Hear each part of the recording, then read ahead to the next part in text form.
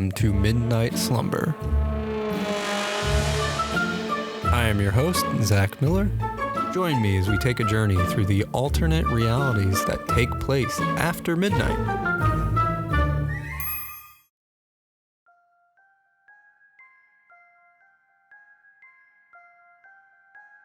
This is a public service announcement for everyone. When on vacation, leave work behind. So, without further ado, enjoy the story called Beach House.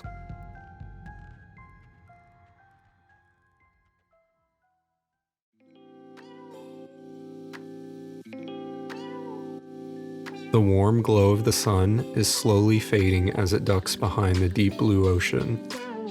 The sky above us is radiant with beautiful hues of purple, pink, and orange. Palm trees gently sway and dance as an old boombox plays rhythmic music next to them. What dances next to me is a roaring fire that's excited for the coming of night. Some of my friends are gathered around this fire pit telling one funny story after another. The fire pit is made of large, heavy stones, too big for anyone to single-handedly move. These stones look as if they came from an old castle. Our seats are giant clamshells with soft cushions weaved into the inside of the clam. You might think a clamshell wouldn't be very comfortable, but it's one of the nicest seats I've ever sat in. Metal grates and grills are laid across the fire to cook the feast that everyone has brought. There are giant mounds of hot dogs and hamburgers. Baskets of corn on the cob sit beside the fire. Beans, fries, squash, zucchini, and onions are all laid out sizzling over the flames. Bowls of fruit sit in a ditch of ice, keeping the juicy, fresh fruit cool. And the thing I am waiting for most of all is the crunchy, chocolatey, gooey s'mores that are lined up along the stone wall ready to be devoured. I reach for one of the yummy-looking s'mores, but one of my buddies puts his hand in front of mine, blocking my reach.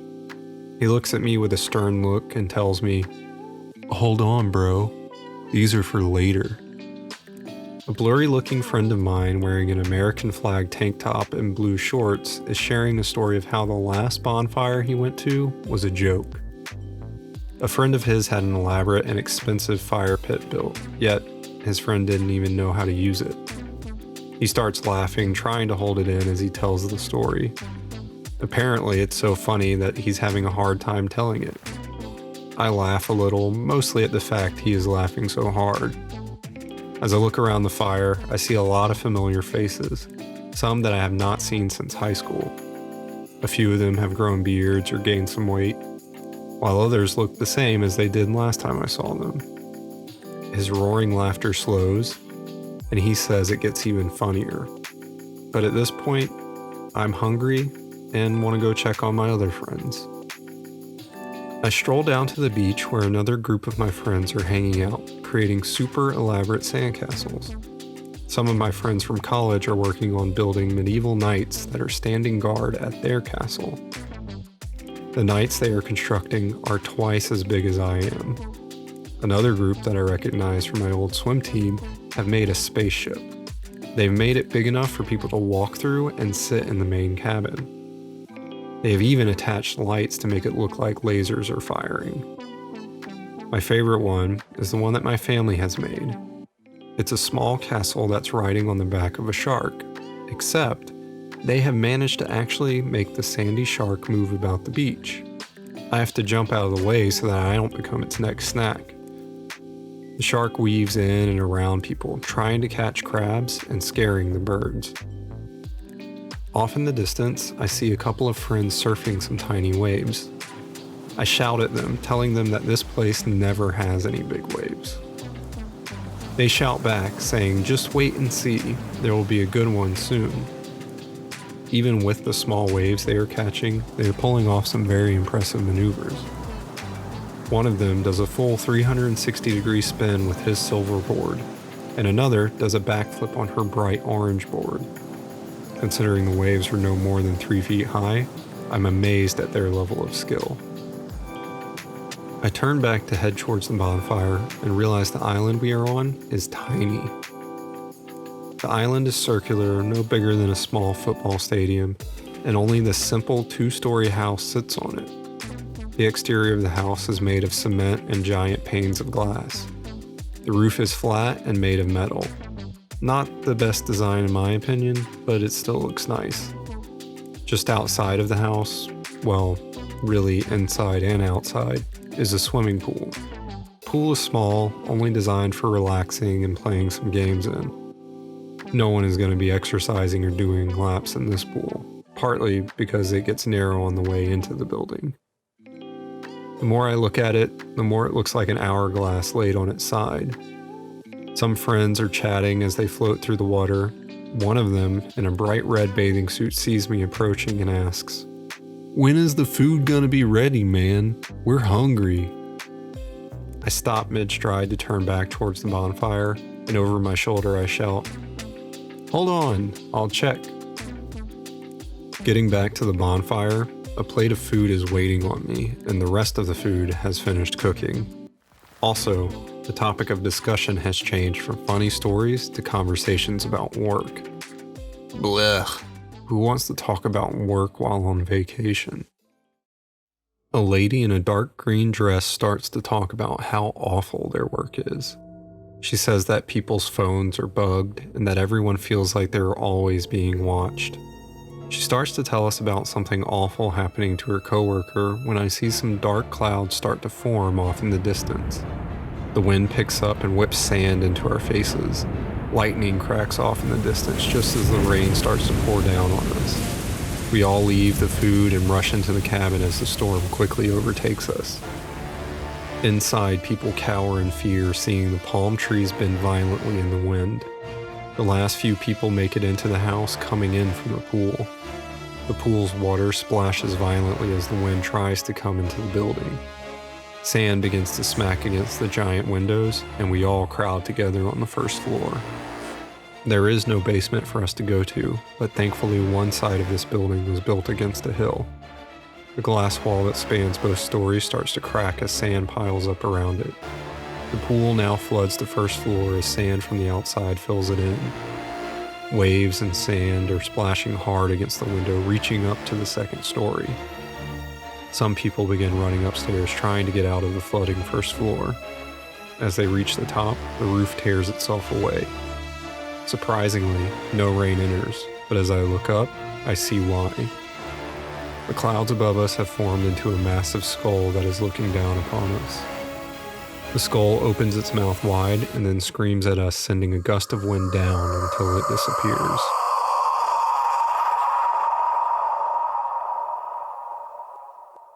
We all slowly rise and look around, making sure everyone is safe. The damage is extensive, but no one is hurt. The island has been blown to pieces. The trees are gone, the island is split into two, and the sky glows a strong red. One of my friends, who was sitting at the bonfire, stands to look at the lady who was last talking and says, "Never speak of your workplace again."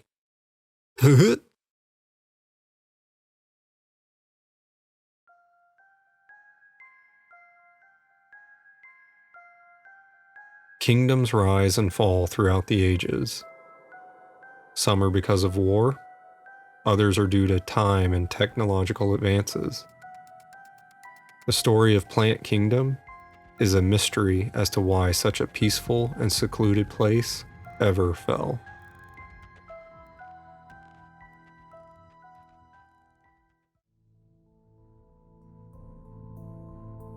Dirty, broken glass hangs a few stories above me, teasing at whether they will fall at any moment or be up there for another 100 years or more.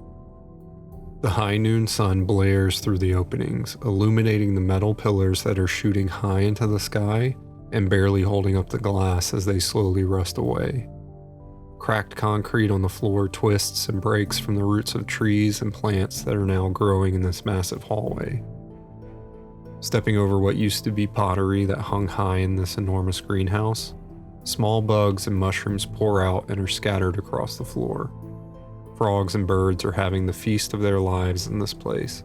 not even darting away at my presence as they gorge themselves on this food. A black cat sits high upon what used to be a bronze statue of some leader. The head and body are shattered and broken from the caved-in ceiling. The black cat's green eyes lock with mine, and it jumps down, going from one broken object to another until it reaches me where I'm standing. The cat purrs and rubs against my leg before it walks off, flicking its tail for me to follow. It squeezes through a small passage to the other side of the fallen glass wall. Through the dirt and grime, I can see something glowing on the other side. I pick up a rock on the ground and smash my way through the glass. The cat neither flinches nor looks back at the sound of the glass breaking. It continues to stare straight ahead at the object in front of it. In front of me lays an old wooden treasure chest that has a slight yellow and green glow to it. The cat looks up at me as I stand next to it, and as I look into its eyes, without saying a word, it speaks to me. It wants me to find the treasure that was stolen from this place and bring it back to restore the life and beauty that once lived here. The cat then walks away, going back through the wall which it came. I study the wooden crate, trying to figure out what was once in this chest. Something broke this open, as the lock is still intact. As I move around, something else catches my eye. Dozens of bronze statues are shattered across the floor, all massive in size and all someone different.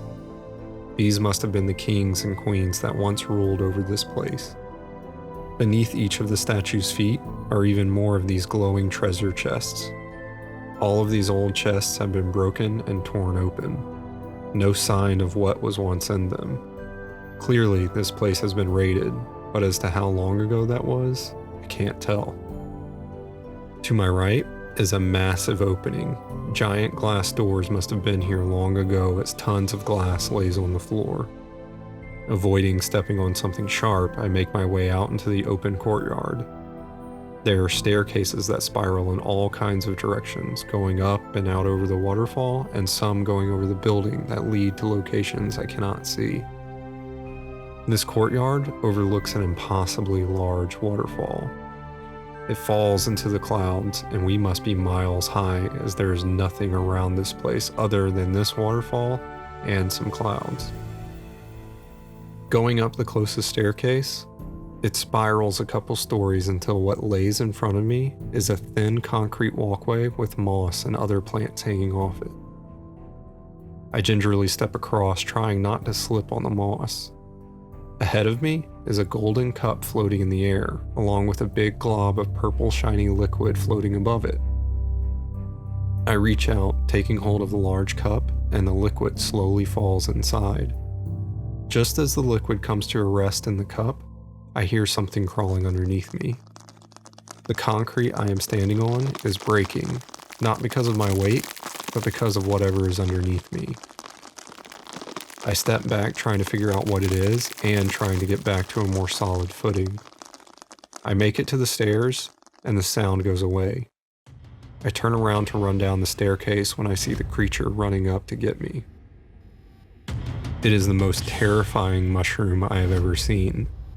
The skin of this creature is rough and scaled like a dragon. A massive mouth with sharp teeth sits just below its flat head. Long arms with sharp fingers extend from underneath that head. As it rushes at me, it swings its rusted sword violently in my direction. I sprint back across the thin walkway, almost falling as I slip on the moss.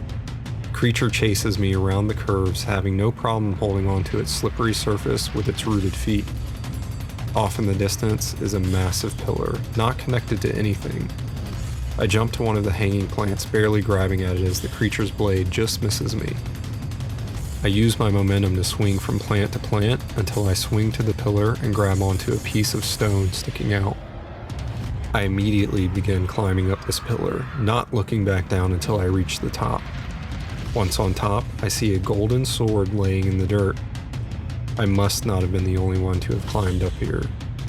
Picking up the heavy sword, I look back down to where the creature is and now see hundreds of them swinging to the pillar, some already climbing up. The pots I swung from are giving birth to these creatures. As I stand upon this pillar ready for battle, I realize that this place wasn't raided by some outside force. It was destroyed from within.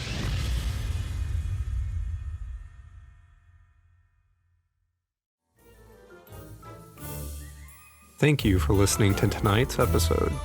Please leave a comment and check out our social media on Instagram, YouTube, Twitter, and Facebook. We would love to hear your thoughts of tonight's episode. I'm your host, Zach Miller, and thanks for listening. Have a good midnight slumber.